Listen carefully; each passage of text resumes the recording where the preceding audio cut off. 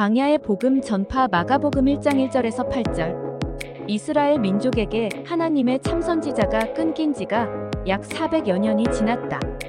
국력은 쇠퇴할 대로 쇠퇴하여 나라는 온통 큰 혼란에 빠졌고 나라는 이미 로마 제국의 손에 넘어가 식민지가 된 지 오래되었다.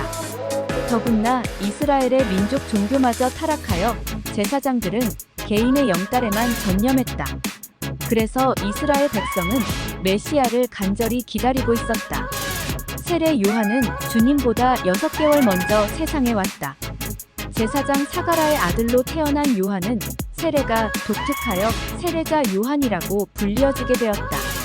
그의 세례는 회개의 세례로서 모든 백성이 하나님을 반역해온 죄를 고백하여서 이른바 홍해를 건너는 출애굽의 세례를 받고 광야에서 하나님을 만나는 경험을 다시 해야만 한다는 의미였다.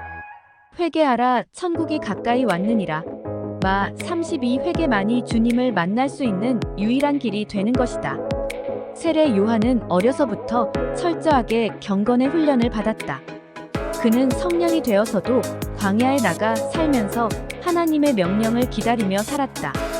세례 요한은 낙타 털옷을 입고 허리에 가죽띠를 띠고 메뚜기와 석청을 먹고 6절 살았다.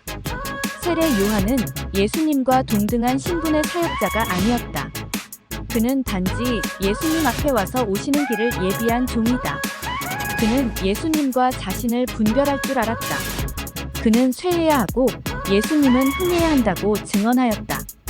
그는 겸손한 종이었다.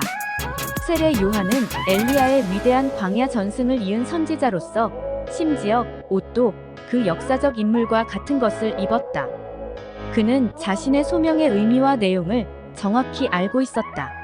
그래서 세상 모든 것을 포기하고 위험을 무릅쓴 채 자신의 소명에 투철했으며 자신의 한계를 깨달아 겸손히 그 영광을 주님께만 돌리며 주님만을 증거하였다.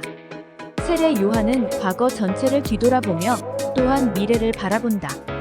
말하자면 그는 도시의 입구에 세워진 안내 간판이다.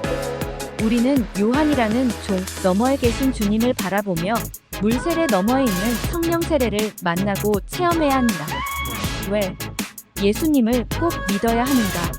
마가복음 1장 12절에서 15절. 예수님은 성령에 이끌리어 광야로 가신다. 그곳에서 40일 동안 금식하고 사탄에게 시험을 받으셨다.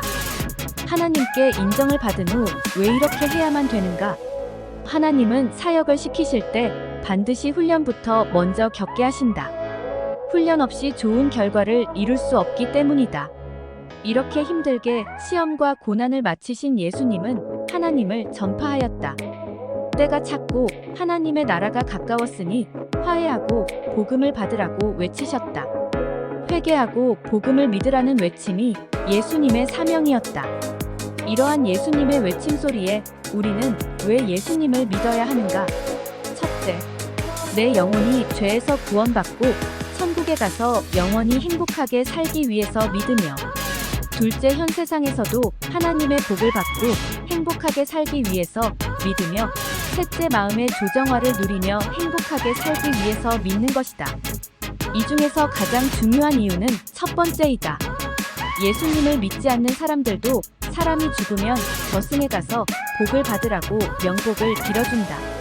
명복을 빌어주면서 좋은 곳으로 가라, 잘 가라, 또는 가서 잘 살아라 라고 말들을 한다.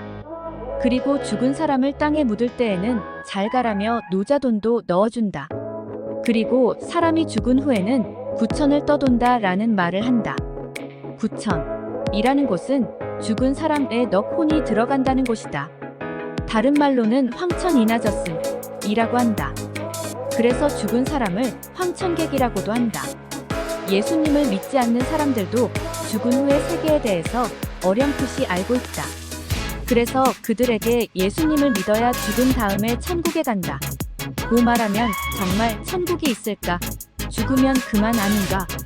라고 확신 없는 말을 하던 사람들도 죽을 때가 되면 나도 좋은 곳으로 갔으면 하고 바라기도 하며 또 그런 말을 하기도 한다.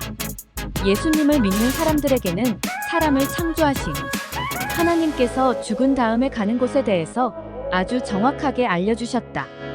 그래서 예수님을 믿는 사람들은 확실하게 알고 있다. 죽은 다음에 가는 곳은 천국 하늘나라이다. 천국에 가려면 먼저 사람의 창조 과정과 죽은 다음에 어떻게 되는가에 대해서 알아야 한다.